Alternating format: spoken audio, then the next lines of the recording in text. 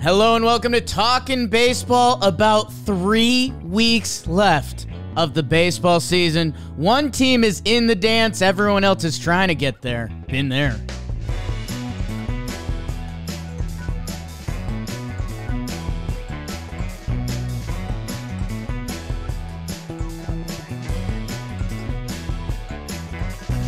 Hello and welcome to Talkin' Baseball. Presented to you by SeatGeek. Code Talkin', you already know. Trevor Plouffe out in California. Myself and BBD here in beautiful New York City, where the weather is balancing between death sauna and typhoon.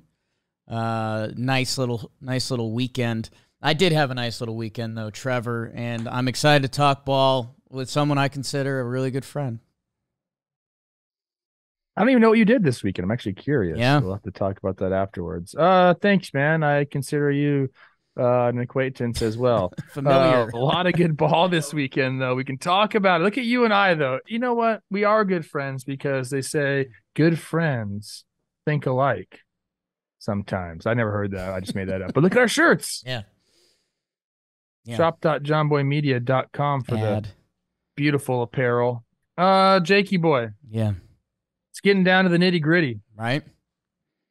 And there's a new gritty in town. Justin Jefferson's doing a new one. So you got to learn that now, do the TikTok and all that. But yeah, man, you mentioned the Braves. Congratulations. It's September 11th, which I guess we're going to talk about that a little bit too, but you're in the dance. Yeah. I always loved high school dances, man. I had a great time all the time. I wasn't afraid to dance.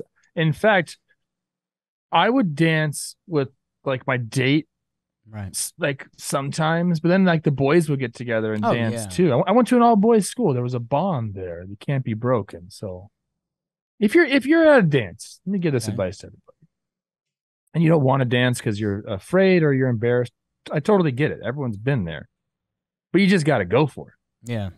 Like nobody knows what they're doing out on the dance floor. And if they do know what they're doing, it's like, bro, like just chill out. Like we don't need that here. That's not what tonight's about. Yeah. Like let's all just have a little bit of fun. But I would implore anybody that's on the like a wallflower, just try it. Just move the body around a little bit. Little 1, 2. You can count. I bet you've counted before. Just a little drop step. Yeah, and you know what? Go ask them to dance. If they say no, good. They won't. They won't either. They want to be asked to dance. All right. We'll end the show with life advice about high school dances. Yeah. We'll end there like we do with most episodes. Trev, I'm excited to get into a couple of the series that mattered and some topics that leaked out. I know you're high tea right now because your guy Pete Crow Armstrong just got the call for the Cubbies, so we have his cards. Yeah. So, Pete, we're going to need some hits, Poppy. Dude, so we're sending 2 kids to college, you know? He's been on the 40-man? He wasn't on the 40-man, so he's not eligible for only if an injury. Yeah, you can dance around that pretty good. You're eligible for the postseason if you're just in the organization. Like if you IL one 40-man. I thought you had to be on the 40-man, and then if you can IL somebody. If you IL one 40-man person, you can take their spot. So basically, as long as you're in the org, you can make it work. So you're gonna have a loophole. So let's go Cubbies. We're gonna talk about them in a little bit. The NL wild card. Right now, the Texas Rangers are still a half game out with a plus 142 run differential. Let's talk a little bit of American League baseball, and it's brought to you by the DraftKings Sportsbook. Was I in the DraftKings Sportsbook this weekend? Because football's back. Couple teams I'm not happy with, but football is back, and they are an official sports betting partner of the NFL. So at DraftKings, you can bet $5 on football and get $200 in bonus bets instantly.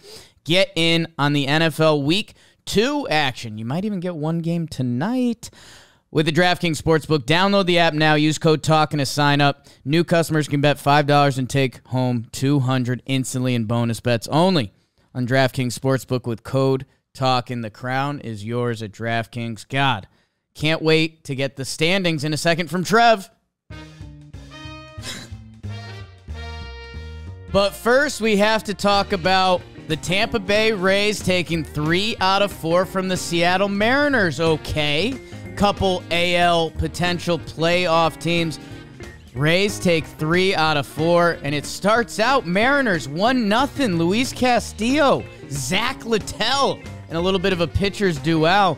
But the Rays take it the rest of the way. George Kirby making some weird headlines for the wrong reasons. He apologized. It's okay. But the Rays take the rest of these games. Harold Ramirez, Isaac Paredes, and a Yandy Diaz walk-off 2-run homer in that third game. Rays take care of their business against Seattle as that messy AL West picture. My goodness. Angels Guard Dogs. Okay. Angels take 3 out of 4. Both of these teams have cannibalized themselves in different ways. Here's what I'll tell you. Cal Quantrill had a nice start. Awesome. Lucas Giolito went 7 innings. We're happy for him. Randall Grichuk, they're trying to wave him, and he hits a walk-off RBI single in the first game. That's got to feel kind of good, right? We've got some Bo Naylor in the Guard Dogs wins. But hey, Angels win some game. Kenny Rosenberg with some moxie on the bump. Yikes. Here's a series that had a little more juice to it, Trev. The Birds, the Orioles, they take 2 out of 3 from the Red Sox. They put up 11 and 13 in the first 2 games. Kyle was being bratish in that first one. The second one, my goodness, 13-12 final. God, our guy Aaron Hicksey with a big day at the office along with all of the kids. James McCann, too, a little New York special for the Orioles in that game. God, that is just a lot of runs on the board. Sox, they take the last game because they win on Brian Bayo days. Are you not getting it yet?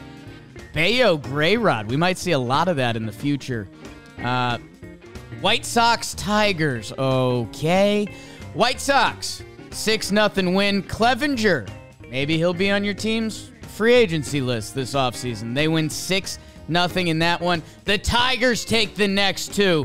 3-1, 3-2. Sawyer Gibson Long, an MLB long shot story. 5 innings in his MLB debut. Matt Vierling, you like him, Trev. He had 2 hits and a homer in that second game.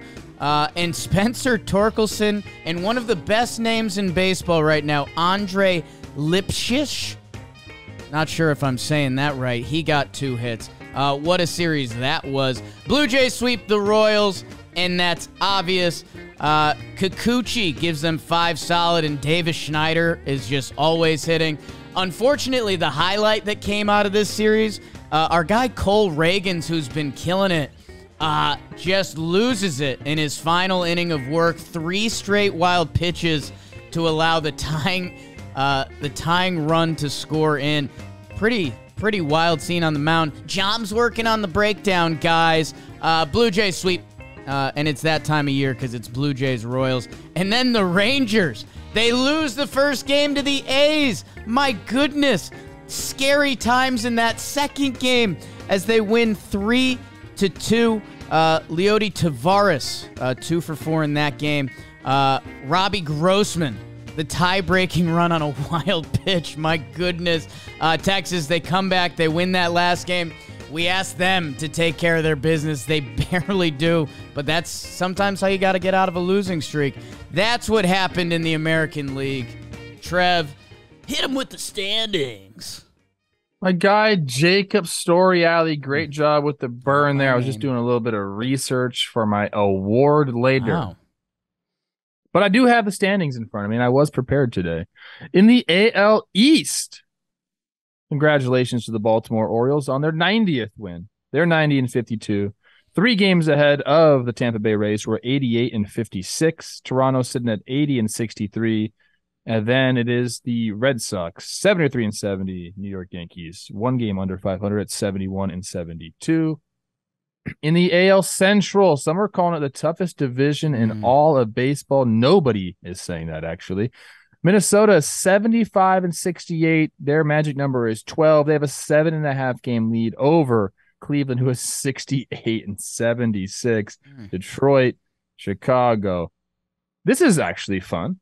How about this? Detroit, 66 wins. Yeah. Chicago, 55 wins. Kansas City, 44 wins. So we have that double number thing 3 straight times. All of those teams are way out of it, except for everybody except the Twins, which are going to win the division by 10 games. I told you guys that. The AL West, Houston, 82-62. They're atop the division, 2.5 games above Seattle, who is 79-64. A half game behind Seattle is Texas at 78-64. Angels, 67-77. Oakland, 44-99. So sitting right there in front of the Royals. God. For the second worst record in all of baseball. The wild card, not as interesting as the NL, but Tampa Bay Rays are 8.5 games up as the first wild card. Toronto, 1 game up on Seattle, and the Rangers a half game back of Seattle. So Texas Rangers, as of today, September 11th, on the outside looking in by a half a game. Trev, man, and I think I teed this up last time, but Texas and Toronto are teeing it up tonight in Toronto. Texas still trying to get out of their death spiral. The A's were the proper dose of medicine, but that's playoff baseball. Those are the two teams. Right now they're separated by a game and a half. But man, I mean those are going to be some pseudo playoff games. Trev, let's we're Cron Pod guys. Like we've said, we're gonna chew the fat less on some of these series, but Seattle and Tampa. Tampa firmly in. They should be that number 1 wild card team. 3 games back of Baltimore. Like there could still be a little. Oh yeah, there could still be some funny business coming there, but the Orioles have done nothing for us to think that. The Seattle Mariners, who are in the teeth of it, they had this miraculous kind of run to get back in it. Texas falls, and them, Houston, and the Rangers are doing a dance. The Rays take 3 out of 4, and we get the George Kirby stuff. I don't know if you want to start there, if you want to do the games first. I think we should do the games first. Okay. And again, we're at the point of the season now. We're going to go through these series pretty quickly unless there's a lot of playoff, I guess, implications. Thank you. And this one did have them, as Seattle is looking up at Tampa in that wild card set. Look, the Rays are just, they find so many different ways to beat you, dude. And like, they've played great ball as of late. The Mariners have played great ball as of late. In the first game, you get Castillo going up against Latte, which is one of the funner pitching matchups that we had this weekend.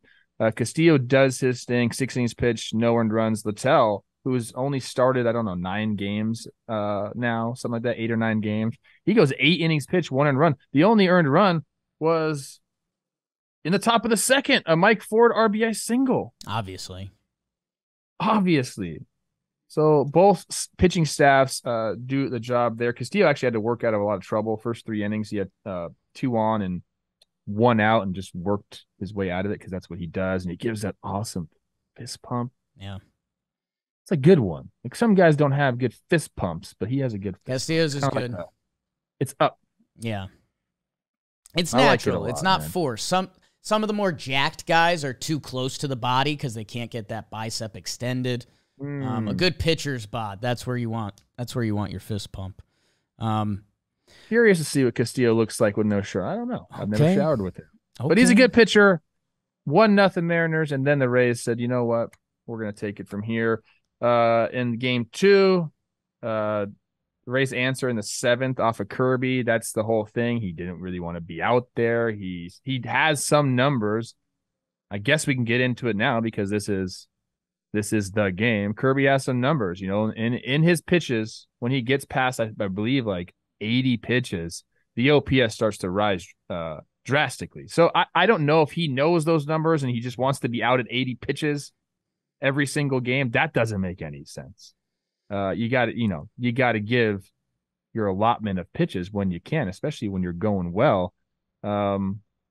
He makes some comments after the game. The Rays end up winning that game 7-4.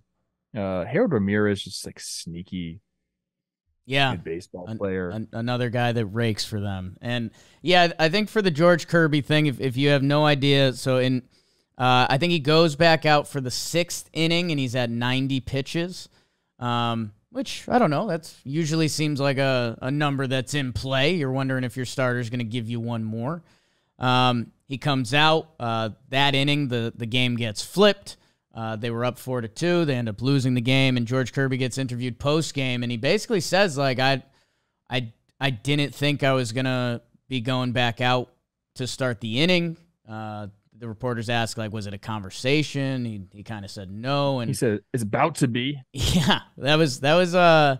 That's where he lost me. That was a young man moment, wasn't it? And he comes out the next day. He does everything. He does a meeting. He meets with the manager and coaches and apologized. He met with the team player, met with the media. So he did everything. I mean, he's I think, is Kirby still 23? He's 25. Excuse me. Sorry, George. But he's 25 years old. He does all that, and he was hot coming off the mound. I guess the part where I wonder, Trev, because unfortunately the team that we've talked about this topic the most is your Cleveland Guardians. I don't know if you're George Kirby, you're a young pitcher, you're having, one of these full workload seasons that last year I think he had 130. Right now he's at 165. We're still chasing a playoff spot. Like the Mariners have nothing promised.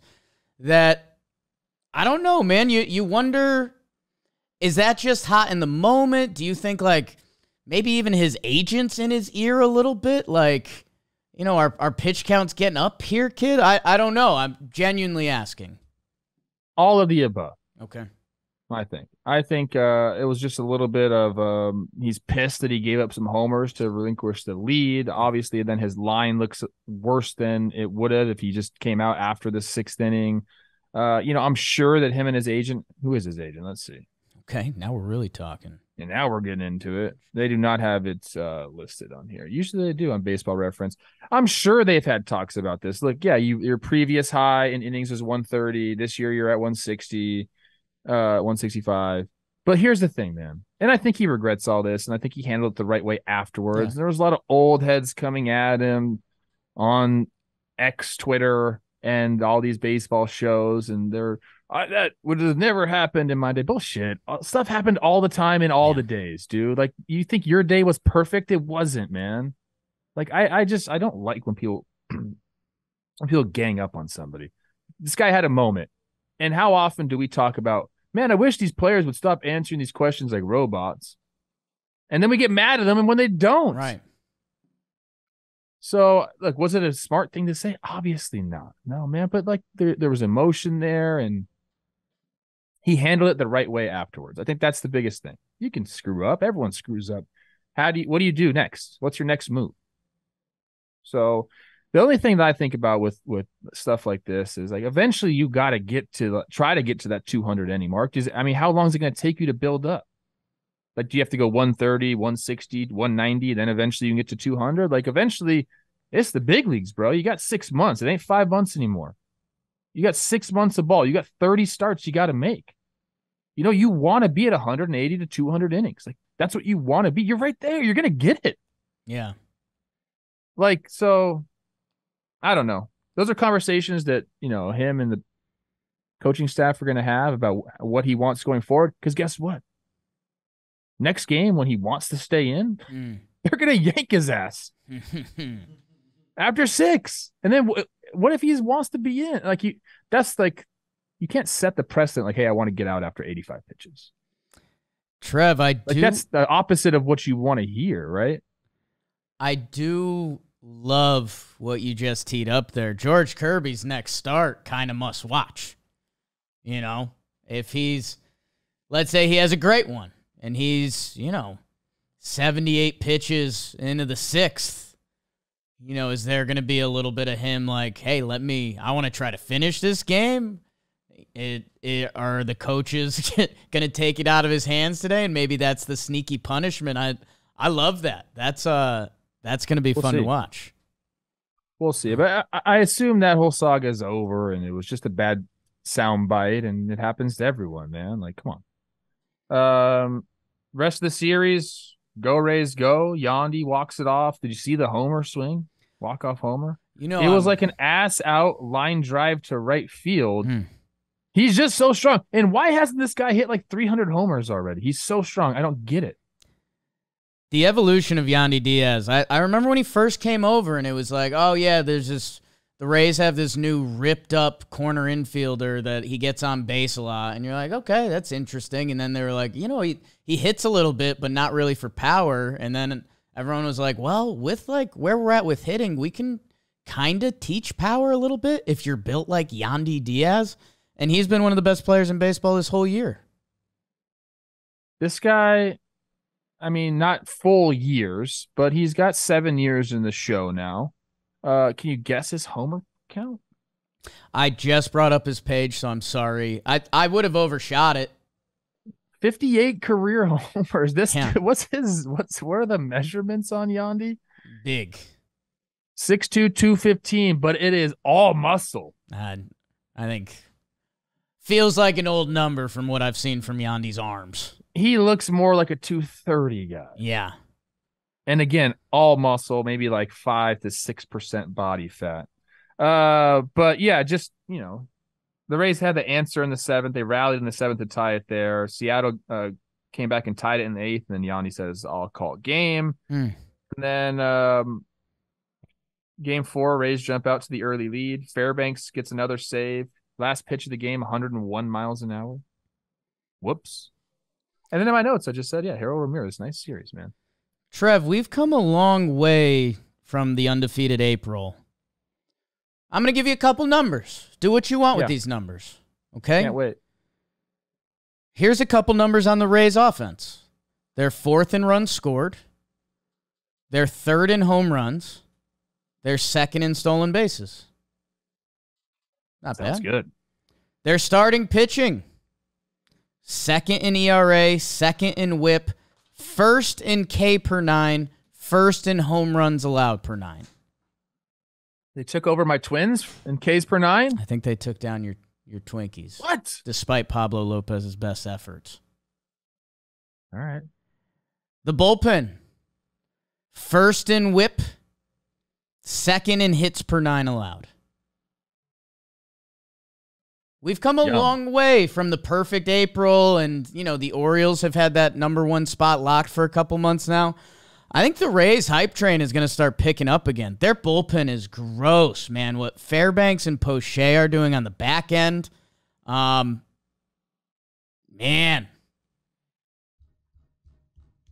I mean, that's why the record is what the record is. I mean, they're just like quietly having a great season. We talk about the start they had, and they've dealt with injuries, just like every team has, but they kind of just. I want to go back. Let's look at their schedule and results like month to month. I'm very curious if they've had even close to a losing month. Sure. And they did. Oh, whoa. They had a really bad July. Yeah, I was gonna remember like 8-16. Right. That's when the Orioles came, and even like Yankees and Toronto looked like they were in play again. Every other month has been right around 600% winning, and then they had a 333 percentage in July. July just wasn't good for the Rays. What was going on there? What's going on in July, guys? I don't know. Beebs, I don't know. Their other worst month was May when they went 17-12 for a 586 winning percentage. Beebs, if you could find out their record since Wander was suspended, I'm interested in that. Okay.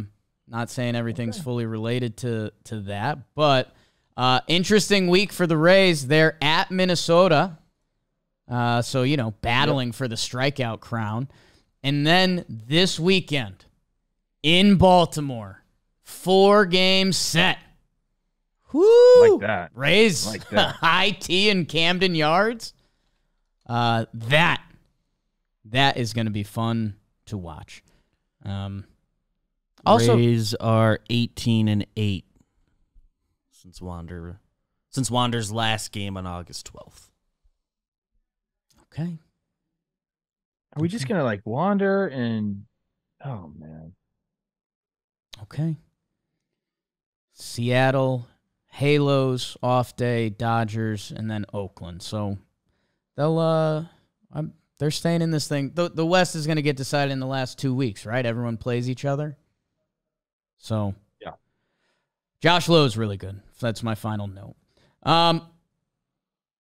Guard Dogs, Halos, no. Again, we're at the part of the season where these teams are out of it. You can shout out Randall Grichuk because, yes, he's been put on waivers a zillion times. He hits the walk-off single. There's some decent pitching, not decent, really good pitching performances out there. Tyler Anderson does his thing. Bybee does his thing. Both Naylor. Cleveland has really freaking good young pitchers, man. I really wish they wouldn't have sold off Josh Bell and Savale and all. I just, you know how I feel about it. I mean, and Guardians fans were mad at me for a second. Now they're agreeing with me. Like, what were they thinking? Bo and Josh Naylor. Still, sometimes we just nod our heads when things happen. They're brothers, and they're both hitting on the same team. That's really cool. Me and my brother that doesn't exist, we're never going to do that. Logan O'Hoppe homers in back-to-back games. Good to see him back. But, yeah, I mean, that series. Brett Phillips got called back up. Baseball's fun. Nice to see him there. Baseball's fun. Hold on. What about this guy, Chenul? What about him? What do you got on him? What's my scouting report? Safely in his 16th straight game, beating Darren Ersted's previous club record of 15 games, which happened in 1996. He's walked 13 times and struck out just 10 times in the 75 plate appearances. I love that. A lot of singles. So his slash line after that first game, shout out to Dalton for these great notes, is 283, 427 OBP, 300 slug. Interesting. He's clearly trying to get on base, and it's working. So I don't know. He's going to be an interesting stat line to look at the end of the season. Trev, Orioles, who I just referenced, and should be in a fun one this weekend. They played the Boston Red Sox. Red Sox are still within striking distance of the wild card. They're 6 games back now. 3 weeks. They're not in striking. Oh, Trev, what's this biased New York stuff, man? I'm just saying. That's a lot of games to make up with 18 games left, dude, or whatever the heck it is. They are... The final blow hasn't happened yet. And I think they're about to play the Yankees, so they'll probably rack up a couple dubs this week. But yeah, they're still waiting for kind of the final punch. Although they just Paxton just went down. They're scrambling. It would be stuff of miracles and movies at this point. And maybe the story should be more so the Orioles and everyone padding their stats those first 2 days as they, 24 runs in 2 games? That's not bad. They're a good team. Yeah, they came out strong in the first one. It was 5-0 in the 6th. They scored 6 more in the last 2 innings to get the dub there. That was just I haven't used the word shellacking in a while. That was a shellacking by the Orioles there. Rushman doing his thing. I definitely like watching this Orioles team. They're dynamic, man. It's a lot of fun. Game 2, both starters gave it up. Sale versus Flaherty. I actually talked to Jack after this one. Gunnar Henderson makes it 12-6 in the 7th inning, and even the broadcast said, and the floodgates are open, it's a runaway. Well, Boston battles back. They scored 3 against Cano in the 9th, but eventually he shuts the door. They win 13-12. Baltimore had to use 7 pitchers in that game, though. So Orioles, but you find ways to win. You hold it off. You hold the rally off. Good teams do things like this. You're gonna give up leads. You're gonna have a bullpen day where you gotta throw 7 dudes, and they're not all gonna be sharp. And actually only takes one, but I don't know if I'd call it a gutsy win. Just a win, a dirty, gross, disgusting win. Yes, my favorite type. You'll take. Yeah. And then, you mentioned this. Grayson Rodriguez and Brian Bayo. Yeah. Who's definitely not in AAA. Let's run him. Let's run him for the next 6 years and see what happens. Yeah, it's going to be a lot of fun. A lot of fun here. Casas gets another homer in that last game. That was the decisive blow against my guy Swerve Irvin in the bottom of the 6th. It made it 7-3. It was a 4-3 game. It's just a fun series. I wish Boston was closer, and I wish this was, them fighting for that last wild card spot, and it just isn't. It just isn't. Couple rain delays mucked this up too. Really nice catches, McKenna in the first game and Rafaela in the last game. Trev, you're kind of, you're a man of good taste. People like your fashion. People like, when you mess around and you do the slicked back hair. You're a big uniform guy. We hear about that. The Boston Red Sox, this is the final hour. Go nuts or go home. 12-3 in the City Connects this year, Trev. They lost on Saturday in the City Connects. I think Sale was wearing them. But they wore them again on Sunday, and they're 12-3. That's got to be like, hey guys, let's wear them more. Let's squeeze this out. Distracting to the other team? I don't know. No, but as far as Boston, they lost 9 of 12 after the second game before winning the last one. They've had their chance, man, and they just didn't perform well here at the beginning of September. What is their record? Yeah, we very well, because there was a time when Toronto was a couple games out, and it was like whoa. With Texas floundering. If Boston had been 500 this past week, they'd be like 3 games out, and we'd be saying a different tune. Well, they played they had a gauntlet, man. Houston, which they split that series. Then they lost 2 of 3 to the Dodgers. Then they hosted Houston and they got swept. That hurts. They win a series against Kansas City.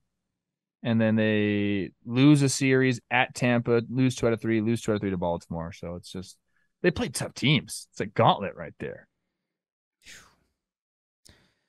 But I'm not giving them much hope. I guess you're more hopeful than me. I'm not. I don't think it's there. I won't jump ahead to the Interleague, but the Yankees got their final death punch, and it's just a different feeling. I can't wait to hear you talk about that game, getting no hit like that. Oh, my gosh. A win's a win. Oh, my gosh. Trev, White Sox, Tigers. The Sawyer Gibson Long story is pretty cool. We got that highlighted to us. Both of these seasons have been done for a little while. If you want anything there, knock yourself out. Poppy, we said it again. We said it, man. Okay. This is crunch time here. Okay. It's real. Playoffs. Why is Michael Kopech? Why can't he be a good starter? I don't understand. Good question. They kicked him to the bullpen. He'll find real success, sustained success in the bullpen. But man, I watched that guy pitch. I'm like, you should be really good. Maybe this offseason we make a list of guys we would love if they got traded to the Rays or the Dodgers. That's okay. A guy with that kind of arm talent. Kopech to the Rays? That's disgusting. That is disgusting, bro. Thanks for tuning in, White Sox fans. Blue Jays sweep the Royals. Handle their business, as we unfortunately say with the Royals a lot. Like, how bad their season has been got covered up by the A's a good amount. And now everyone's kind of like, wait, you guys have the same record? What? Blue Jays sweep them in that last game. Like I said, the Cole Reagans highlights are a mix of crazy, and like you feel for the kid a little bit. A couple wild pitches to tie it up. Davis Schneider continues to be our generation's Babe Ruth. Still don't know what to do with that. I'm more so happy just in general with my Blue Jays that they are right now. They're a game up on Seattle, a game and a half up on Texas. That I think a week and a half ago they were 2.5 out, and it was like, whoa, if they don't hit the go button, and they have, and the Royals also helped that out. Royals helped that out. I'm happy Bo Bichette is back. He had like a quad thing. He only missed 9 games. Pretty good. For like a strained quad. Well, then big muscle. He had got like big old legs. I think he had back-to-back injuries, right? Like he sat out for something, came back for 1 or 2 games, and then he got banged up again. But annual AL hit leader Bo Bichette. Good to have him back.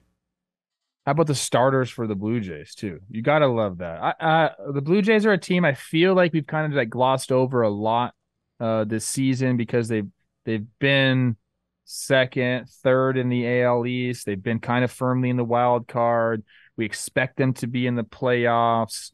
Nobody's going crazy on their year, but here they are. Like just kind of plugging along, doing their things. Kikuchi goes 5 innings, 1 earned run. Gossman goes 8 innings pitched, 1 earned runs. Jose Barrios goes 7 innings pitched, 2 earned runs. Like, this is a team that we could just be like, oh shit, like they did what to this team in the playoffs? Like, I don't think anybody wants to play the Blue Jays. And you could say that about a lot of teams. I'm not like saying they're the best team in the AL, but I'm not saying that they couldn't just go on a run and win the whole damn thing. Trev, that is a ceiling for the Blue Jays. Do you want to have a real conversation quick? Yeah, let's do it.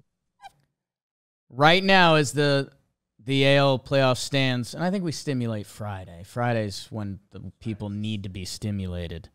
As a playoff stand right now, it would be Toronto and Tampa in the 3-game set because we've talked about it a little bit. The Twins are going to be locked into that 3 seed because they're going to be the AL Central champions. I don't know. Do you think we could possibly see any funny business of the standings at the end of the year where teams may prefer to play the Twins over the Rays or the Jays or however the seeding would stack up? I don't think so. Okay. I don't think so. You got to beat the best teams anyway. You got to go through them. You're going to hope for someone else to do the dirty business for you. By the way, Toronto, matching up against the Rays, they still have a bunch of games left against them because they've only played them 7 times. They're 3-4 against the Rays this year. So you can't really tell much from that. But to answer your question, I do not believe that there will be funny business, people trying to lose games so they can play Minnesota. Okay. I think we're probably going to have the conversation again as we hit that final week and we have everyone's, what was your record against the Twins this year? What was your record against the Rays this year? Because if you're the 5 or 6 team and you're going to be 3-3 against Minnesota, if you're going to be on the road, I don't know. I could see, depending how far away each team is separated, I think there's a little bit of a combo. But I do think you're right. Like, at this point, teams are just trying to win games, be the best versions of themselves, and you're going to have to beat someone along the way. Only other AL thing, Texas, 2 out of 3 from the A's. Scary when they lose that first game, and the second game's close too as they're skidding. They end up getting 2 out of 3. That was when times are bad in baseball, times get bad quick.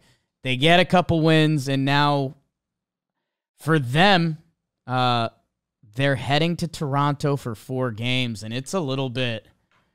You have to stop the nosedive now. Otherwise, we could be here on Friday being like, Texas is 2.5 games out of the wild card or something like that. That's horrifying. Yeah, I mean, they're only a game and a half back of Toronto in the wild card standings. They've only won how many games? 6 games in their last 22. They're not exactly playing banger ball, but the recipe for that is to play the A's. get you a series victory. Feel that again. Valdez like working back. He throws. I think this is an interesting thing. So they're getting him back, and he threw like on 3 days rest, but only 45, 50 pitches. They're trying to like build him back up. So that's something to watch because they play Toronto and then Cleveland. They're not in it, but like I said, they have some young guys that can freaking throw it, dude. Like, so that's not like an easy. This is not the Royals or the A's where you should definitely go win that series. You're gonna have to get some good ball. Boston, I believe, is gonna keep going and like they're not giving up. They don't do that. Jake, you think they're still gonna make it? Then Seattle. They play Seattle 7 out of the last 10 games. Shoot. And that's going to be for everything. For everything. Wow. I love this, man. I love it. We're getting down to it. We're like this like series. Like when you look at the schedule, we circle things like this might happen. This was going to be cool. Like if the standings are close and these two teams are playing at the end, it's happening. Yeah. 7 out of the last 10 games against the team right in front of them. That's the season. Texas fans, I don't know. There's a feeling in my stomach that feels for you guys a little bit. The next few weeks, every game, every pitch is going to be up against it. And that the Eovaldi stuff's really interesting. We're running out of calendar, and that's a guy that was a Cy Young contender halfway through the year. So, however and whatever they can get out of him, your guy Zach Geloff, Trev. Yep, it's Geloff. That's what happened in the American League. Think about sell-off. Geloff and Lawrence Butler, just like two best friends, are always on my Instagram. Shout out. Always on your Instagram. They're hanging out every road city. It's pretty cool. Thank you, Beavers. You know what I'm talking about. We're in.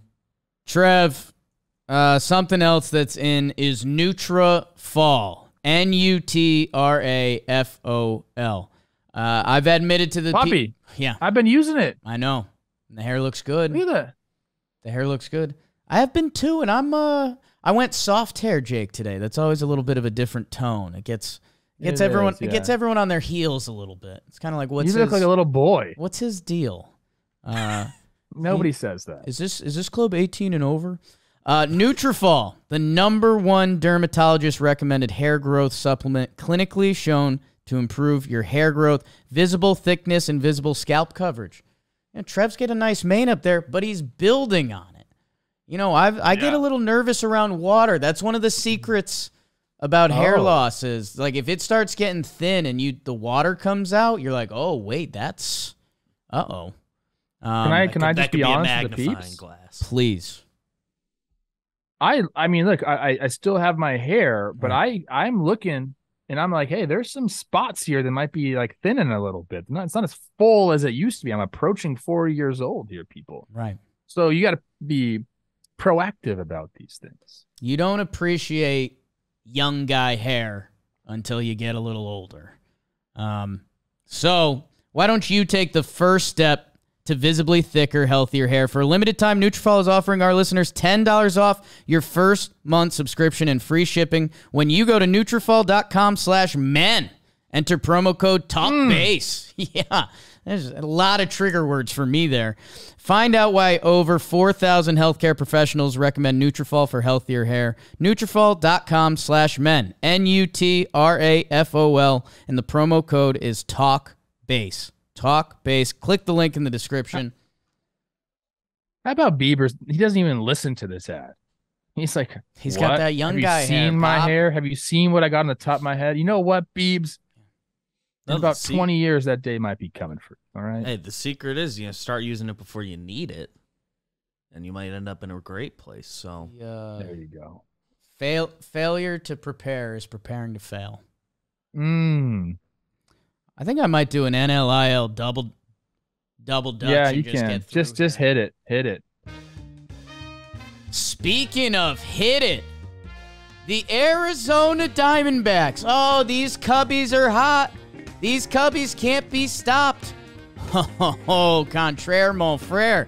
The Diamondbacks take 3 out of 4. They took the first 3 games, including Justin Steele Day on Saturday.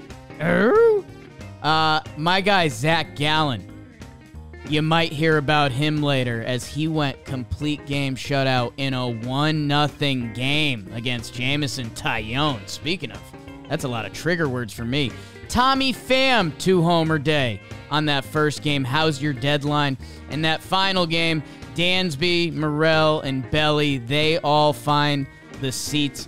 That third game, the Snakes won in the 10th. Just electric scene. Tommy Pham, man. We were kind of nervous about that ad. He has provided so much to that team. Funny little pop-up there the Snakes let drop. Luckily, they win that game. Good low light. DBacks. All right. Marlins take 2 out of 3 from the Phillies. Let's go, Fish. Stay in the fight. They do 3-2 and 5-4 in the bread games. Philly won that middle one. Jesus Sanchez and Brian De La Cruz. De La Cruz with 2 big games in the wins. Castellanos, Schwarber, and Marsh. Yep, that's a formula to get it done for the Phillies in that middle game. How about Trey Turner? Trev. He keeps going. He's saving his season stats, which I didn't think was possible. Hey, good for you, Fish. Jacob Stallings with the 2-run homer. Man, NL wildcard is still fun. Dodgers take 2 out of 3 from the Nationals, and that's obvious. Kike, Freddie, and Muncy, yeah. In that second game, C.J. Abrams and Jake Irvin, nice name. They end up winning that one in 11 for the Nationals, and Dodgers come back. They win on the final game. That's obvious. Ryan Yarborough twirling the pill, and Trev just had his second kid. There you go, Yarby. We love that for him. James Outman homered. Remember when he was all JM in April? Braves take 2 out of 3 from the Pirates, and that seems obvious, and the Braves win the bread games. Bryce Elder, 7 innings, 2 earned. Feel like we haven't talked about him in a little bit. Braves fans yelling at us right now.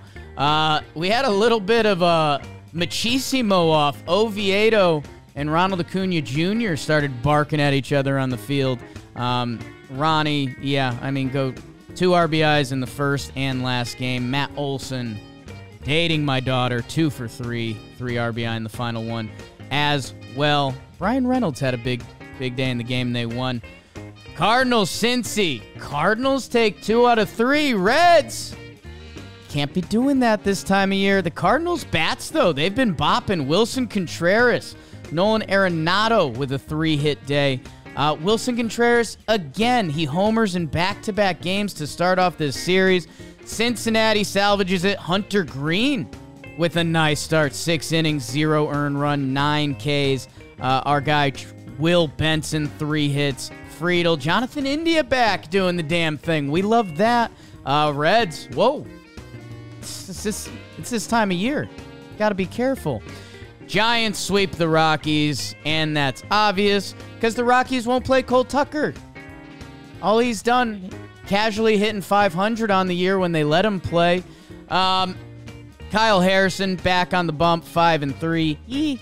Wilmer Flores back to his hitting ways. He's very important for that team. Logan Webb, J.D. Davis. How about the bullet, Tyro Estrada, with a couple nice days to get the sweep against the Rockies. And in the Interleague, my Yankees, they drop 2 out of 3 to the Brewers.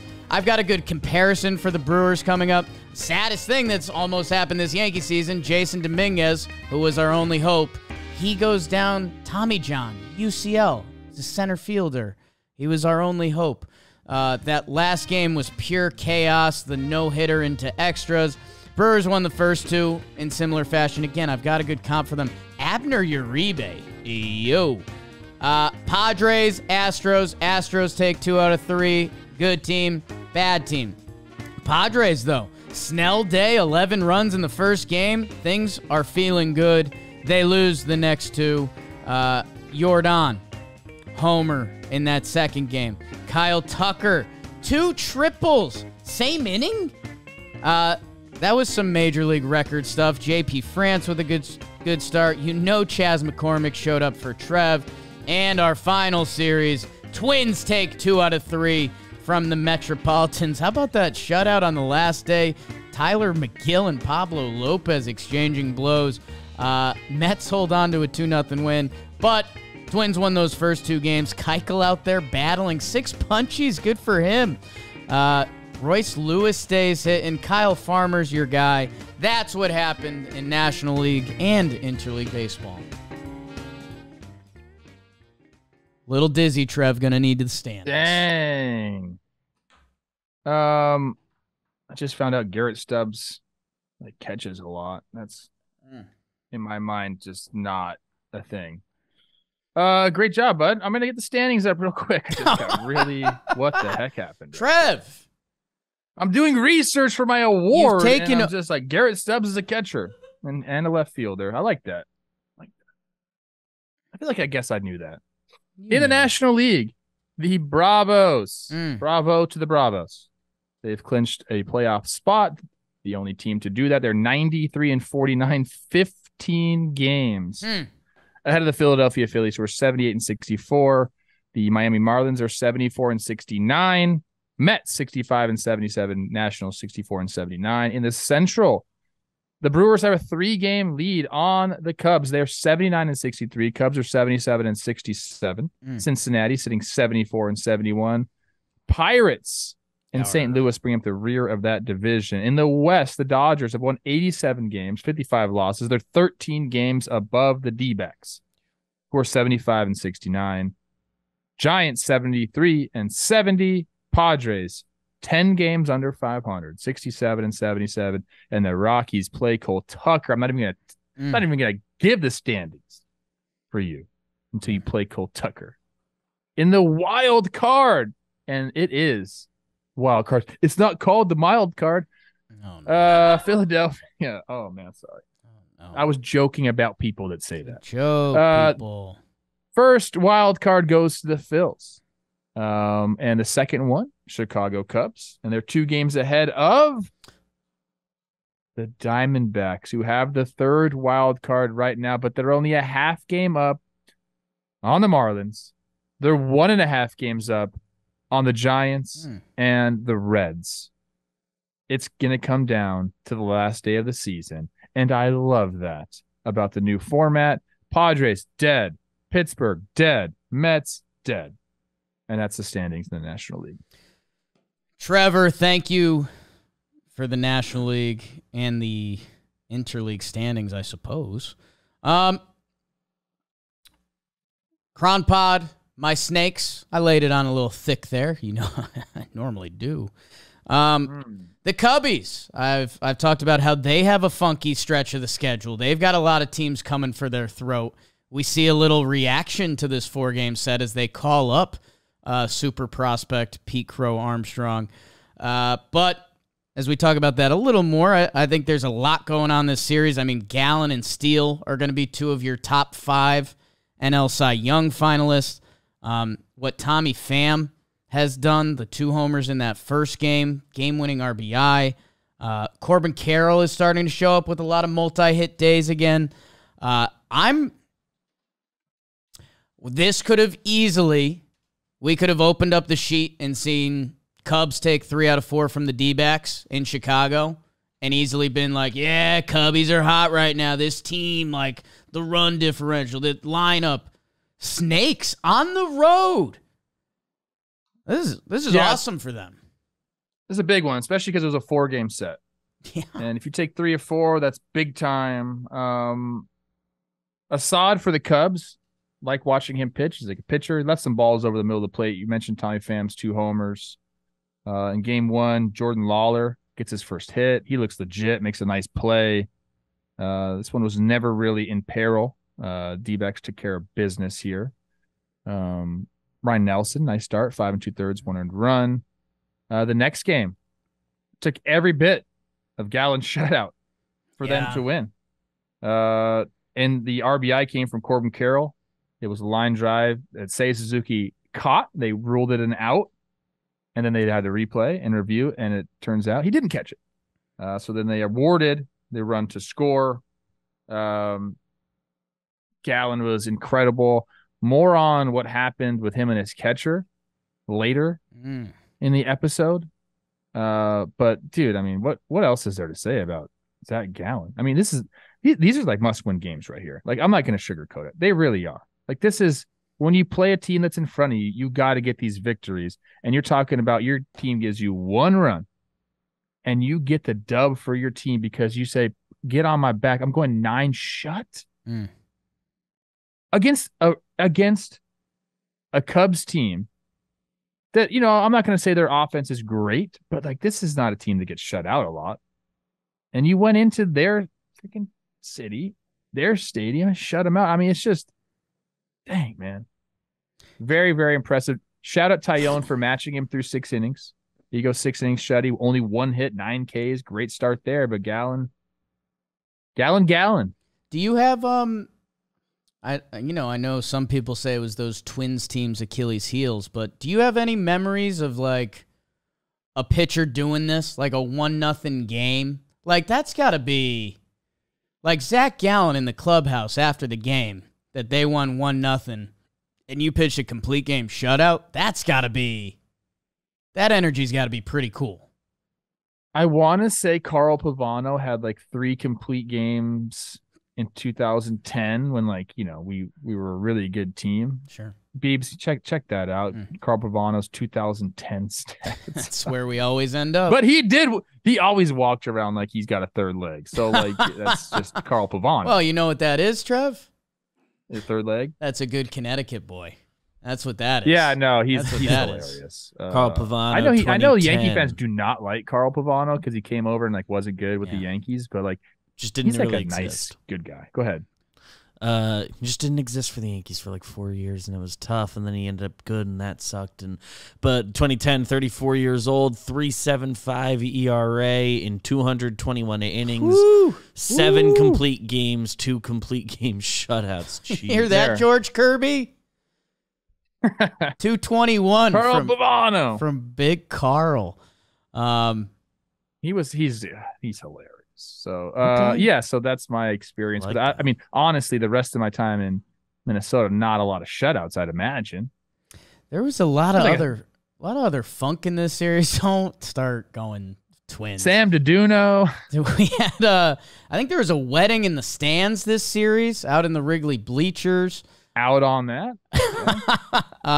Looks like Dunson got one. Oh, boy. Oh, Nike. How'd that happen? Third game, steal, 7 innings pitched, 1 earned runs. He has 17 starts of 6+ innings and under, or 2 earned runs and under. It's the most in the big leagues. Is he going to win the Cy Young? Probably. Snell. Good for you. Like Snell's there. Yeah, I get that. Top of the 9th, there's bases loaded. Moreno grounds out. Bottom of the 9th, Gomes tries for second base. Tries for the double. And gets thrown out by Yuli Gurriel. And then next batter. Lourdes made a couple nice plays this series. Couple nice plays. Yeah, I was going to say that. Nice defense and left. But the next batter after Gomes gets thrown out trying to extend it to a double is Madrigal. He hits a double. Yeah. I'm not saying you're going to score from first, but you probably get pinch run for, bro. And that guy scores. Yeah. So aggressive running, not great there. And then D-backs end up getting that one 3-2. And yeah, then the Cubs, salvaged the series 5-2 in the last one. Good series for the D-backs. Next couple weeks, the Phillies are into the wild card by 4 games. They're feeling all right. They're feeling like Philly. Cubs are 2 games up on Arizona in the last spot, and then Miami's a half game back. San Francisco's 1.5. Cincy's 1.5. If you're the Cubs, don't get back in the mud. You guys kind of cleared everyone.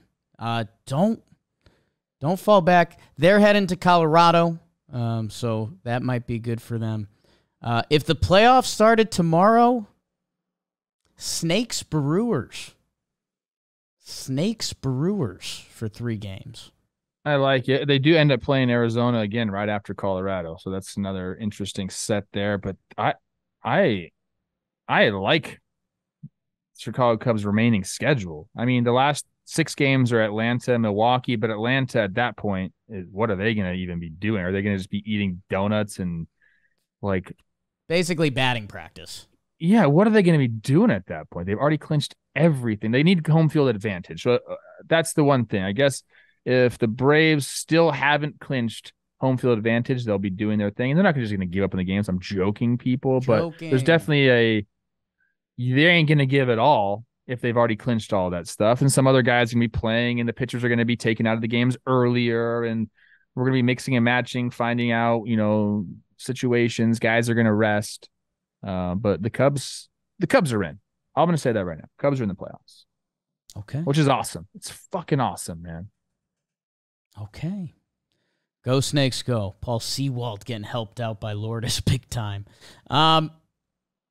Trev, the other real NL series of importance is the Marlins and the Phillies. Yeah. Marlins take 2 out of 3. Yuri Perez back up twirling it. I mentioned Trey Turner and his home run festival. Shout. So nice, too. It's clean. Little shout out to Sneaky, one of our favorite coaching staffs. Your guy, John Jay. My guy, Pipe on there. Marlins have an 804 pinch hit OPS. How about that stat? I like that. And they get that in that first game, Stallings. Wow. I complained on Baseball Today about Jorge Soler being gone and where's the power going to come from, and then Sanchez and Stallings, they homer for the lead and they say, go F yourself, Coach Trev, you don't know what you're talking about. Game 1, Turner did have a beautiful home run swing. It's just really nice. I always have to say that because he just gets me every time I see him hit one. It's a gorgeous swing. It's a gorgeous But the Marlins don't care. The Marlins care about your gorgeous swing, bro? They don't. And they Philly in game 2, 3-run homer on a 9th pitch of an at-bat for Schwarber. That put him at 40, I believe. Philly goes up 5-0. Marlins answer back. They make it 5-4 in the 5th, and then Marsh hits a big 3-run double, kind of put the game out of reach. So Phillies win that one. And then the Marlins, Trey Turner, another beautiful swing. Schwarber hits 43, so that was not his 40th homer, you idiot. Oh. Suarez has a no-no through 6 1/3, and then the Marlins tie the game up in the top of the 7th. Robertson K's Bone with the bases loaded in the bottom of the 7th, which is an awesome visual because he's played for that team and he's now on the Marlins, which that's like the one jersey. He looks really good in all the jerseys. I don't know if David Robertson looks right in a Marlins jersey. It's a lot of sock. The socks jump out a little too much. IMO. He's always been a lot of sock guy, though. Right, but I think it's the Marlins color scheme that the socks pop just a little too much. Okay. De La Cruz again says, "Go screw yourself, Coach Trev. I'm a homer to put us up. There's the power you wanted. Put us up 5-3." And then I thought this was great. Tanner Scott gets stuck. Scott's with a runner on third base to end the game. Dane Myers breaks up the no-no, so you survive a no-hitter and you come and you win that game. That's got to feel pretty good for the Fish as they try to stay in this. And the other thing, sometimes we're going to see some efforts to finish off this season that are going to get teams in the playoff. Tanner Scott's 2 appearances in this series, really big. And how about didn't have this, Andrew Nardi, 11.1% of inherited runners scored is tied with Guardians' Nick Sandlin for lowest in MLB with at least 30 pitches. So, hey, those we normally read the other side of the stat. We normally read Trey Turner homered. Those guys are going to decide. Oh, my gosh. They're heroes in the clubhouse. When you don't give up inherited runners, nice dinners. Yeah. Being bought.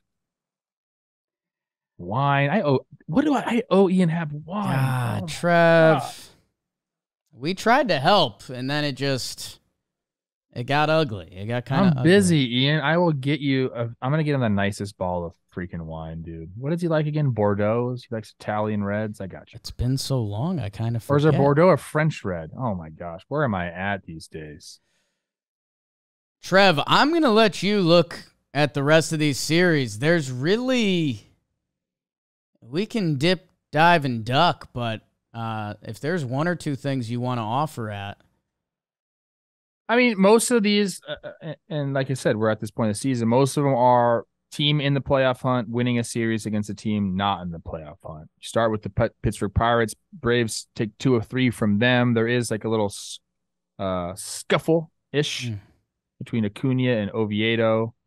But, you know, I mean, the Braves are, they're going to win 2 out of 3 from the Pirates almost every single time they play. So this isn't very much to talk about here. Same thing. Well, this is an interesting one. Cardinals take 2 of 3 from the Reds. Okay. And one thing I will mention on this is Hunter Greene. Yeah. Stepping up and winning the last game, being a stopper. This is the guy that they need him to be. And it was dominant. And he walked 4 people in the 6 innings, which, you know, that's something that he'll have to continue to work on as his location and his command, but he only gives it 1 hit, gives it the 9 Ks. I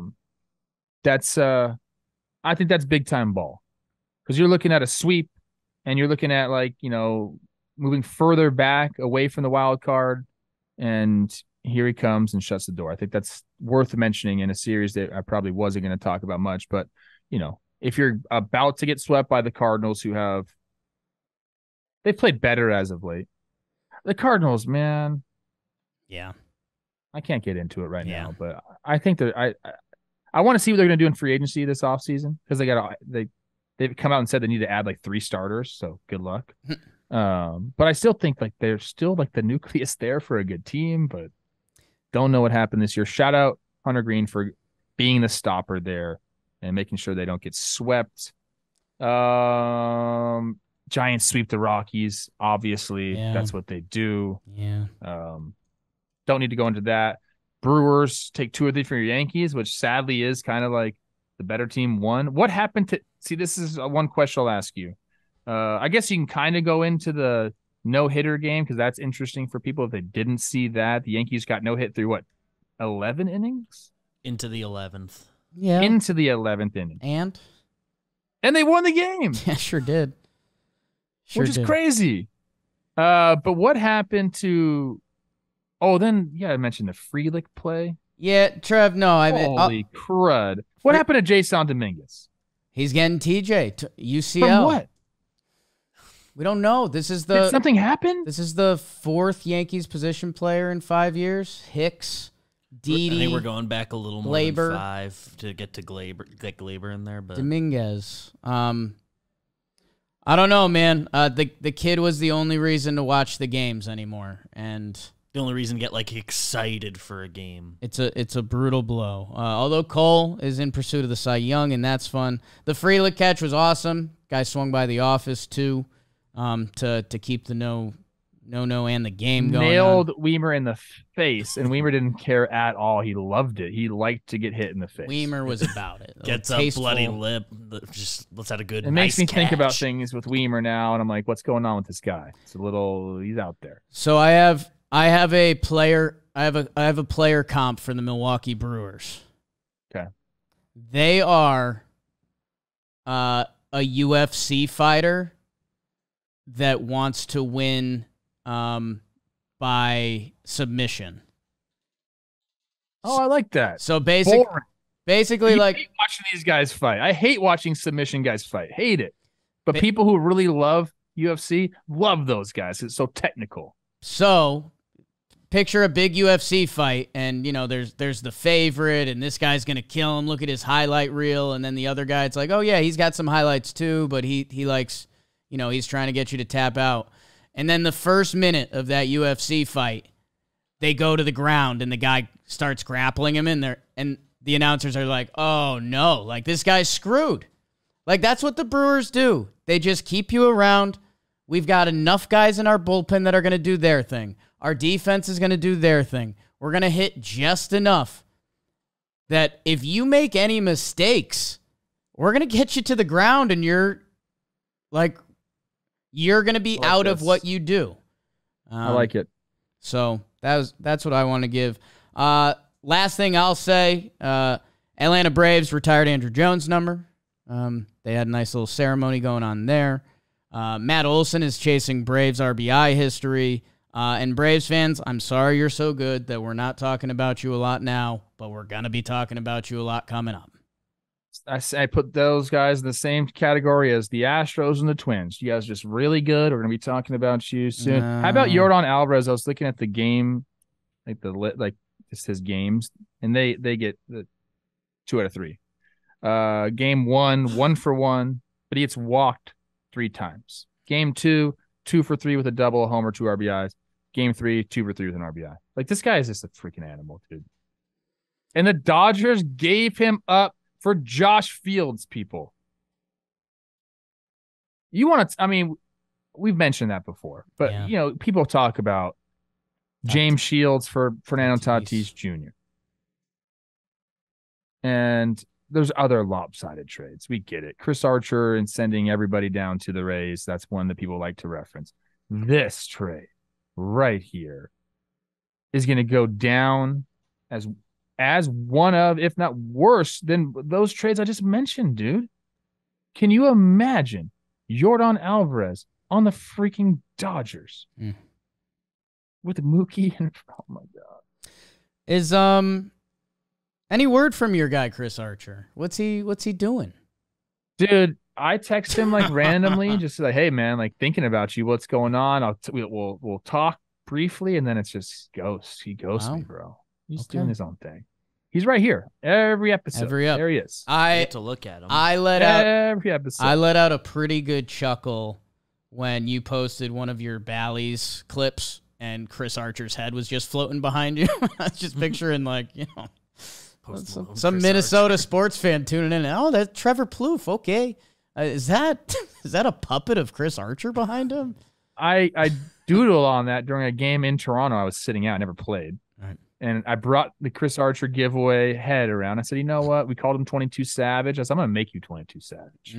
So those are all the 21 Savage tattoos I put on him. Right. And then he signed it. And he signed it 22 Savage. That's a 1 of 1. Well, that's 1 of 1. I didn't realize that was a story behind. That's 1 of 1. That's good. Braves fans, sorry your series with the Dodgers happened during the holiday. All right. They're pissed about that. Oh, yeah. People are mad about that. You guys crushed the Dodgers.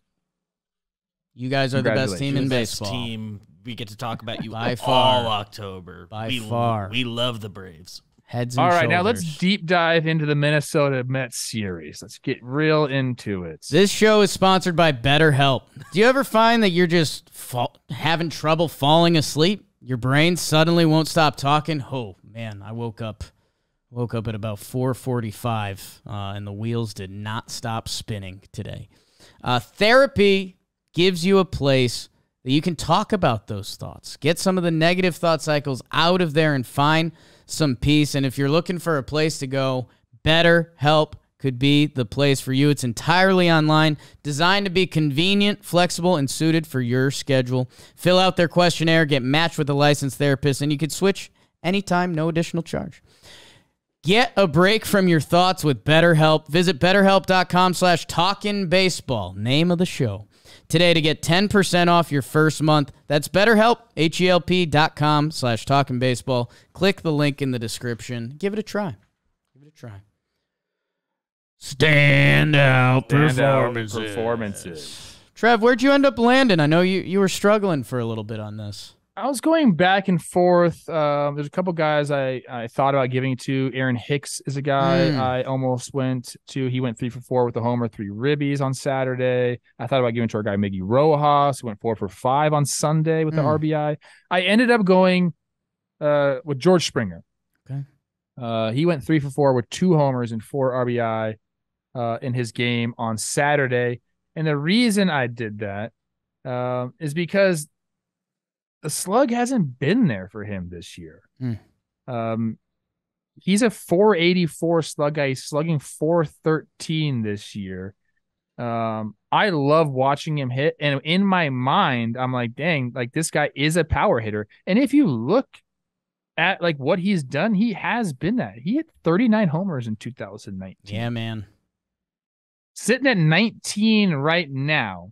So my thought process with this is you hit the 2-homer game, maybe you feel something, maybe you start to slug a little bit more towards the end of the year to get your numbers back to like your career norms, because that's kind of what happens. If George Springer starts to hit a bunch of homers here and gets hot at the right time, a la the playoffs, like I think that might happen. In my mind, we're going to see some Springer dingers, some bombs. Is he hitting leadoff for the Blue Jays? Because those are some of my favorite things is Springer dinger homers to open up a game. He's got a great swing, violent, beautiful swing. Yeah, he's been the leading 2-homer. off. Yeah, like I in my mind, that's where I'm going here. Is Springer hits these 2 homers, he'll get to 20. He's now had 20 or more homers in 1, 2, 3, 4, 5, 6, 7. If he does it this year, which he will, 8 of 10 years, 20 or more homers from your leadoff guy, who is just. Talk about energy on a field. I mean, I feel like that's what George Springer is. Everybody should want this guy in their ball club. Blue Jays went out and signed him. Shout out 2 homers. I think he gets hot. That's my my prediction here. I think the homers start to come for George Springer. It's the fun part about baseball, especially this time of year. You know, George Springer's numbers are okay. They're below what George Springer is. He's 1-dotting in September. He's moved back into the leadoff spot. Like, is that going to change this whole Toronto dynamic a little bit? Because that's a guy who will start off a playoff game 1-0 if you make the wrong pitch. Another Connecticut guy too, Trev. So I do. God, this thing is taking forever to load. I had the numbers up and I clicked off of it. Last 2 years, I'm going to go on just a little George Springer rant here. 2022, 14 stolen bases, 2 caught stealing. That's a nice little average right there. This year, 19 stolen bases, 5 caught stealing. Before that, go check out the stolen base percentage. It's not good at all. And again, now my numbers aren't loading yet for some reason. Beavers, can you, if your computer's working, I'll let Jake go on to his, but then I want to know George Springer's stolen base to caught stealing from 2014 to 2021. Ooh, okay. I got it up now. Okay. 47 stolen bases, 29 caught stealings. Ooh. That's not what you want to be. No. That in my mind is weird to me. And then somehow at 32 years old, he figured out how to steal bases.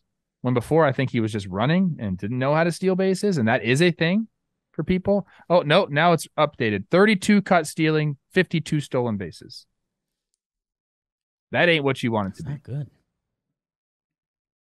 So I don't know why I just mentioned that. It was eye-popping to me. I'm glad it's off your chest. Better. You know? I don't want you thinking about that too much. One thing I just noticed looking at his season, which I know they got Kiermaier this year and Varsho, who are great outfielders, but he hasn't played any center field. Yeah. And hey, he's stayed healthy, so. He made a catch in right field this year that was one of my favorite catches of the year. I think I made an award out of it. Yeah, I think he had another highlight catch maybe this weekend. I thought I saw on the Twitter streets. Twitter streets, gonna be the death of me. Zach Gallen, I'm gonna cut it, and I've been a little pitcher heavy recently, but this is a complete game shutout. 9 innings in a 1-0 game against a team that is directly ahead of you in the wild card standings. This was a playoff game. And Zach Gallen, who finished 5th in the Cy Young voting last year, I think it's safe to say he's going to be inside that again. That'll be back-to-back years for him. I think he's a year removed from free agency, and Zach Gallen is going to become a name that's a lot more popular in your lexicon. And, man, if he gets a playoff start, dude is nasty. He's one of the best pitchers in baseball. He just turned 28, and he's a big... He might end up having 34 starts this year. He's got 30 starts, 15-7 with a 3.31. He is an ace. It's, there's parts of the internet and world where you can get into arguments about who's an ace and who's not an ace. Zach Gallen is an ace, and he showed that at Wrigley. So doubling up on the love for him. I really like it because the last 2 games prior, not so hot for Zach Gallen. He faced the Dodgers in LA, goes 5 1/3, 6 earned runs. Then he goes to host Baltimore at home, goes 5 1/3, 5 earned runs. With no Ks, 4 Ks against Baltimore, 3 Ks against the Dodgers. So you're at this point of the season, you're like, am I getting arm fatigue? What's going on? Then you're like, nah. In a big game in a series we need, let me go 9 shutty for you. Love that. Ooh. Boris Corp. Mm. Is he a year away? 2 years away? Trev, fantastic standout. Per usual. I mean, standout gets tough. Tommy Pham, Ronald Acuna Jr. every week. Garrett Cole, Pablo Lopez. Mike Yastrzemski. But maybe we'll see some of these guys in... Dirt nasties on Fuego. That means I'm on fire, baby. Like Waco. That song does not fit the song's show. Awesome. We need to go see him live. I don't know if he's performing. Dirt Nasty? Yeah, let's go. You tell me who's in Fuego. I'm gonna look up Dirt Nasty's concert schedule. For the series, how about my guy, former teammate Aaron Hicks goes 6 for 9. Nice. A double, a homer, 6 ribbies in a 3-game set against Boston. Yes, we are going to mention Mike Yastrzemski. He went 7 for 10. Whoops. 3 doubles, 3 RBI, 2 walks. That was in a 3-game set versus Colorado. Second highest average this weekend with players that had 10-plus plate appearances. Nice stat, Dalton. Logan O'Hoppe, Nicky Cass's boy. Yeah. Nicky Cass is boys with everybody, and that means you're boys with nobody, Nicky. That's what that means. 4 for 11, 2 homers, 4 ribbies for a 1.2er in the 4-game set against Cleveland. He homered in back-to-back games for the first time in his career, Friday and Saturday. You know that's true, Jake. For the week of September 4th through September 10th, Marcus Semien is on this sheet every time we do it. 12 for 26, 2 doubles, 4 homers, 6 RBI, 8 runs, 2 walks, 1 stolen base. He set a franchise record with his 8th leadoff homer this season. He's the only Ranger player to start all 142 games and leads the AL with 166 hits and 109 runs scored. He's only missed 11 games in the past 6 seasons. Say the word that I hate, Jake. Joey Wendell. He's posting. No, he's posting. Gosh. How long have we been doing this show together? Posting. 712 episodes. He's been posting. I hate that word. Yeah, and Trev's Kyle been hating Schwarber. it for 2 weeks. So. Yeah. Oh, I know. 8 for 21, 4 homers, 6 RBI. Since the start of August, Schwarber has 16 homers, which leads the big leagues. How about probably my favorite player on the Twins team? Okay. And I like a lot of guys, and I love Eddie Julian. I love me some Kyle Farmer. Willie Castro can play anywhere. He went 10 for 20 in the series, 2 doubles, a triple, a homer, 3 walks, 2 stolen bases. He scored 7 runs. He's got 31 swipes on the season. He never eclipsed double digits prior to this year. No other player on the Twins has more than 15 stolen bases. Willie Castro doing it all for the Twins, playing every position, stealing bags. Love it. For 2 weeks. And this is the list you want to be on. August 28th through September 10th. How about Ronald Acuna Jr., 22 for 57, 2 doubles, 7 homers, 19 runs batted in, 7 walks, 5 swipes for the 1.2er. He needs just 7 more hits to join Charlie Blackmon, Miguel Cabrera, and Matt Holliday as the only players since the start of 2005 to hit 35 homers and 200 hits in a season. Justin Steele is on this list every single time we do it. 3 games started, 21 innings pitched. That's a 7 innings pitched per start. Nice math right there. 14 hits, only 1 earned run. Stanford, 26 Ks. What are we doing here, people? He allowed his first run since August 24th, stopping a string of 21 consecutive scoreless innings. Justin Steele, you are legit. You are about to get paid, my friend. How about Tariq Skubal? Love that name. Skubal. 3 games started, 18 innings pitched. That's 6 per start. Love that math. 4 earned runs, 25 Ks in those 18 innings for a 2 ERA and a .89 whip. And that, my friends, It's part of the people who are in Fuego. There's more people that are in Fuego, but that's our list. Snaps per usual, Trev. That list you want to be on. God, do I know it. Trev, the IL, a list people don't want to be on. Luckily, we had some guys go off, but we had some guys go on. How about Joey Gallo? I think might be fake. I don't know. Adolis Garcia for Texas. Yeah. That one's not. That sucks. We hate that. Gary Sanchez. Luis Severino, man. That's a sad one. If you're looking to get sad this week, that was a sad one. Luis Rengifo, he had just been playing so well. I hate that. James Paxton. I'm going to bring up Freddie Fermin where I can. Returning from the IL, Bo Bichette trying to chase down Marcus Semien for that AL hits lead with 3 weeks left. Kirilloff on your Twins. JD Martinez is back, hitting big flies. Brad Keller, Penn Joyce, Zach Neto, your boy. And how about our Reds? Hunter Greene, Joey Votto, and Jonathan India. Oh, I like that. Be the spark. And Trev, with that, let's start the week. Dirt Nasty not currently touring, I don't think. I did see a promo for... I did go on his website. He's got a podcast, and the website, skip 30 seconds if you're with kids. What about Cameo? Redirect me to chatterbait.com. I'll check it. If we can get him to cameo that part of the song and put it on, I would be happy. Okay. Awards! Trev, awards are brought to you by Manscaped. PSA, fellas, Manscaped now sells beard products. Yep.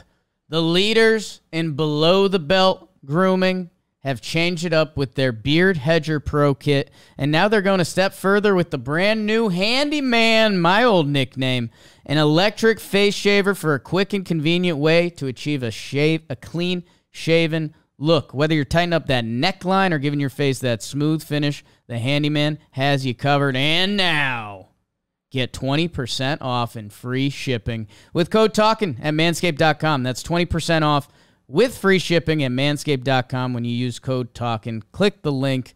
Trev, where are you bringing me? Shout out Kelsey and Casey, my favorite couple in all of the United States. I don't know, maybe the world. Kelsey sent me a video of Casey yesterday. So, what was he doing? Can't tell you. What I can tell you, shirt wasn't on. Yeah. And he was lying on the stairs. Yeah. Which is weird. He's one of those guys that's always like kind of doing man stuff. I think like he'll be like, oh yeah, I think he was not weed You're whacking. Trying to name man stuff. He was edging the lawn. Sure.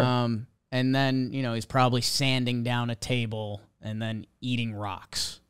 So, Trev, what'd you say your award was again? I could not find Dirt Nasty on Cameo. Let's get him. Get on there, bro. Okay, so my award is called the Bounty Hunter Award, and I am a fan of bounty hunters. Okay, you can talk about The Mandalorian, which is a fabulous show on Disney Plus. If you haven't watched it, go check that out. Mando, great character. Baby Yoda, it's not his name, but that's what everyone calls him. I guess more just in cinema, I'm a fan of that. I like sheriffs in the Old West. I like Tombstone, and I like guys, sheriffs going after the bad guy, taking him out, dead or alive. Yeah. One of my favorite movies is Django Unchained, which is just a phenomenal flick. Trev, top 3 movie for me.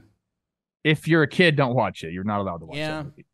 Let's wait till I don't even know. I would say 16. We'll get you to 16. 16's fine. 17, 18. I don't know.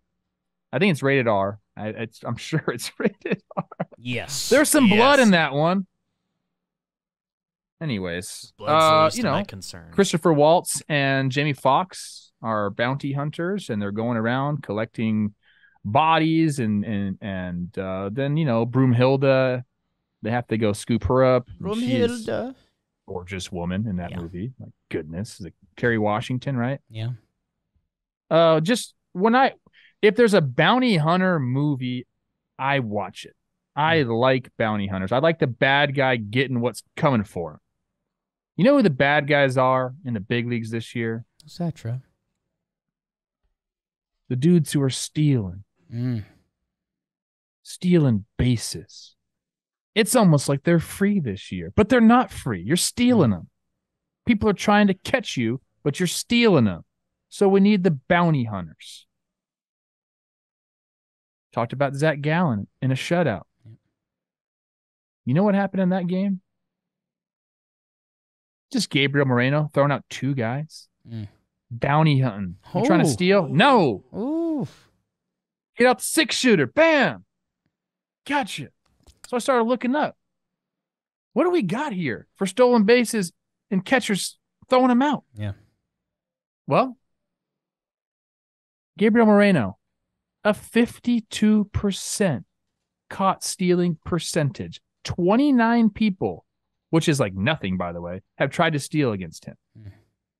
He's thrown out 15 of them, over 50%. Now, I know pitchers are also helping out in this regard. They're holding runners. You have to hold the runner to give your catcher a shot, but the catcher has to do it.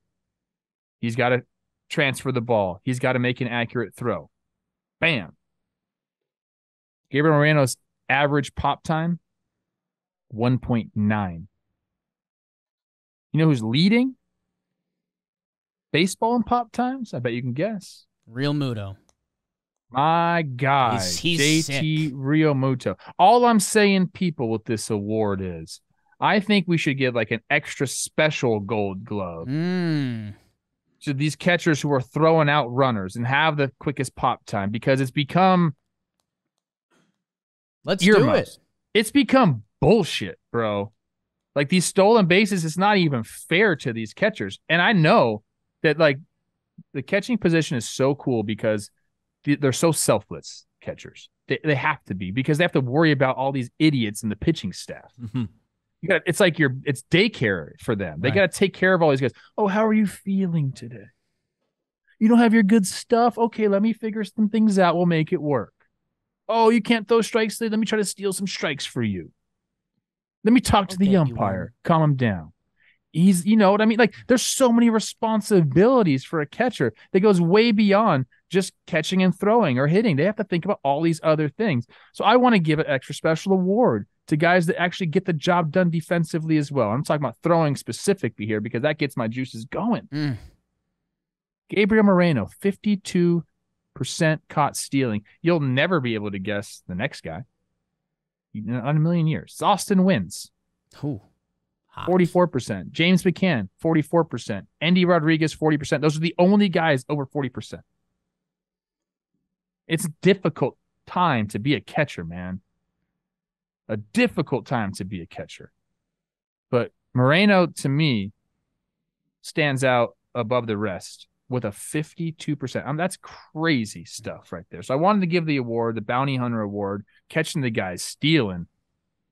And again, if you haven't shown your catcher some love, show your catcher some love. It is a daunting, daunting position.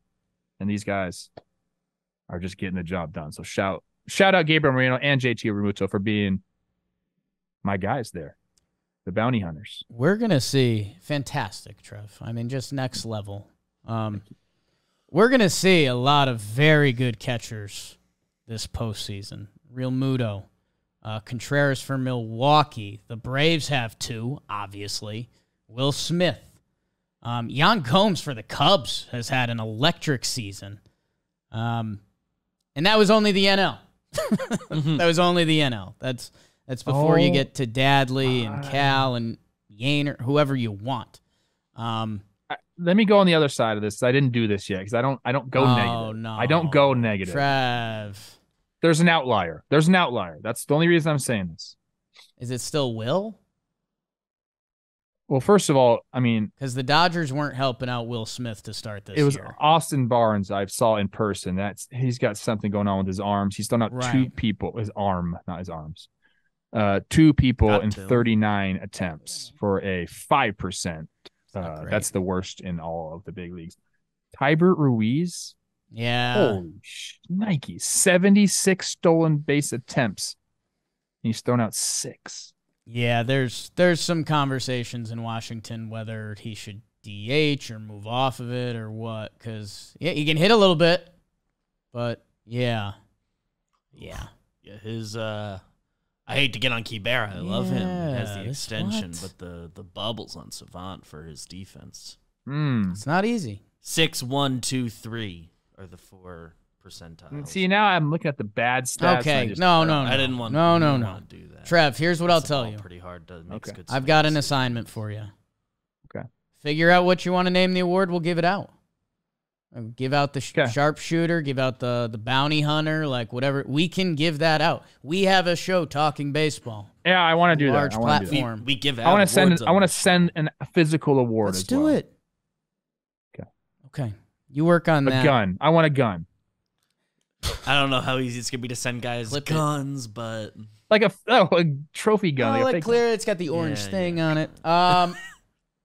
Trev, I'm gonna give out the pumpkin spice latte. Ooh, I got it. Okay. Let's just give out a sheriff star. Ooh. Okay. With their name on it. Gunslinging sheriff. Yeah. Okay. And I'm sorry, I interrupted you. I'm giving out the pumpkin spice latte award.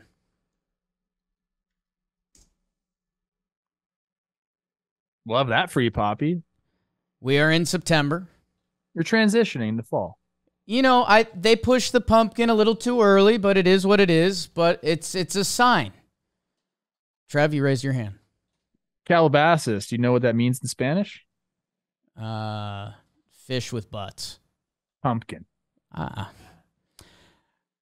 It's almost that time of year, Trev.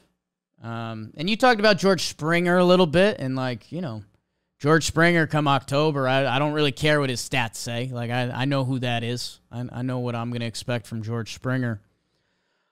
We did skip over a couple of the big teams because they beat lesser teams, but we like dudes on this program. So I want to get him to September and just see who's really getting ready for October. Who's spicing it up? Trev, there's the top 3 lefties in OPS since September has started. Oh.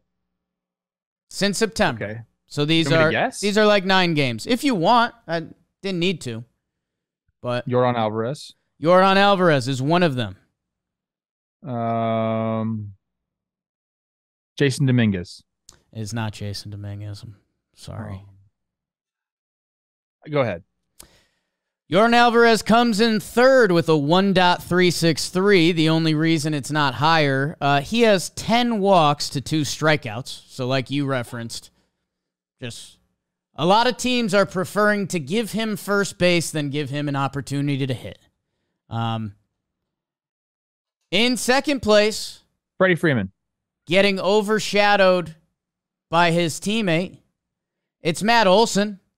We talk about Ronnie, 2-week list, standout, wherever you can. Matt Olson, I think, is 2 homers away from 50, chasing the Braves' career season RBI lead. Gary Sheffield, I think, has a 132 or something out there. So Yordan, Matt Olson, who's got a 1.38.